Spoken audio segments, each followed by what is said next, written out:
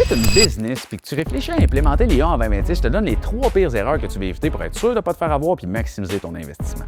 La première est simple. Tu ne veux absolument pas investir dans une intelligence artificielle qui est prénommée, qu'elle s'appelle Véronique, Isabelle, Monique ou Jean-Guy. Tu ne veux vraiment pas payer ça. Pourquoi?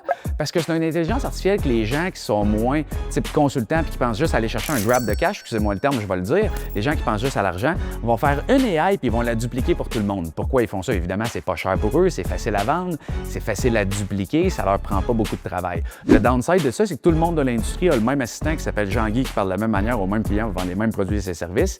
On se fait rapidement pogner, c'est très froid, c'est très générique. Personne n'a envie de faire affaire avec un assistant qui est intelligence artificielle que tous les business ont. Très, très, très important. La deuxième des choses, fais attention aux trucs qui sont trop beaux pour être vrais. On voit, puis je ne veux pas parler en mal contre personne, j'encourage l'ambition plus que vous pourriez l'imaginer, mais on voit une panoplie de jeunes de 20 ans qui n'ont jamais touché à du développement, qui n'ont jamais touché à l'intelligence artificielle, qui voient un coup de cash rapide, qui disent « je vais aller vendre ça ». Ils font des publicités pour te dire qu'ils vont te faire n'importe quoi. Pour 3 000 $, ils vont t'inventer le produit qui va révolutionner ta business. Ils te chargent 5 000, 12 000, 10 000, c'est vraiment pas cher. Tu te dis « let's go, je le fais ». Au final, la technologie n'est pas rendue là, finalement, je ne peux pas encore te le faire. Ils ont pris la moitié de ton cash, ils n'ont même pas les fonds pour te rembourser. Je l'entends plus qu'à mon tour. Si c'est trop beau pour être vrai, comme ta grand-mère t'a sûrement déjà dit, c'est sûrement trop beau pour être vrai.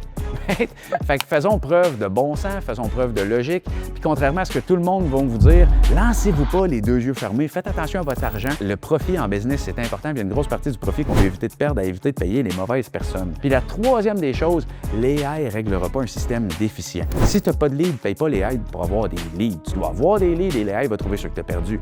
Si tu n'as pas de vente, que personne close, paye pas l'AI pour faire des ventes, mets en place des closers qui vont fonctionner. Puis ensuite, mets l'AI pour faire les follow-up, l'AI pour la qualification, l'AI pour la prospection, etc.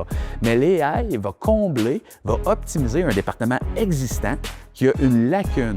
Il ne comblera pas un département inexistant 100% par l'intelligence artificielle.